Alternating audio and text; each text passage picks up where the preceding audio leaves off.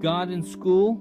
Hold on. Let's talk about religion in schools. It's a touchy subject, like finding a banana in your glove compartment that's somehow ripe and green. On one hand, America was founded with strong religious values. On the other hand, we've got this whole separation of church and state thing. So where do we draw the line? Can we post the 10 Commandments in classrooms? Should we allow prayer in schools? These questions get people riled up faster than a squirrel at a peanut convention. The debate over religion in schools is nothing new. It's been raging since the Founding Fathers first put quill to parchment. Back then, public schools often doubled as religious institutions, but as America became more diverse, so did its religious landscape. America was founded on a belief of separation of church and state, coming from Europe where there was one basic religion.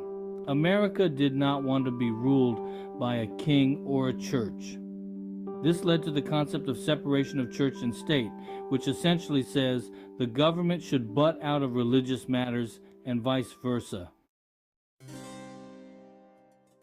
The separation of church and state is enshrined in the First Amendment to the U.S. Constitution.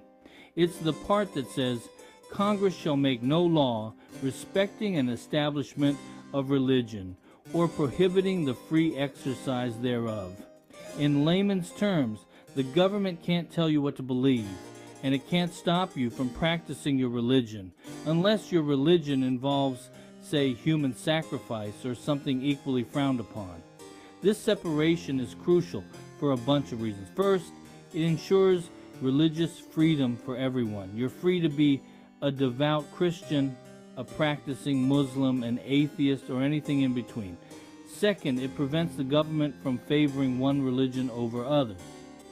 Imagine if your local DMV only served people who could recite the Nicene Creed backwards. Not cool, right? Right. Now, some folks argue that the Bible supports the idea of government enforcing religious laws, like the 10 Commandments. Biblically, both church and state had been established by GPD as very separate institutions with distinct purposes for the benefit of humankind. I make the argument that the state has divinely given authority to enforce the last 6 of the 10 Commandments, which define human responsibilities to other humans. But the Bible's stance on the relationship between church and state is more complex than a Rubik's Cube designed by M.C. Escher. The Bible does emphasize the importance of following God's laws, including the 10 Commandments. It stresses the need for justice, compassion, and moral living.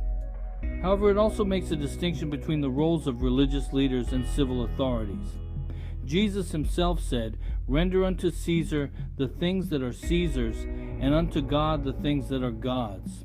This suggests that while religious principles can inform our values and guide our actions, it's not necessarily the government's job to enforce them.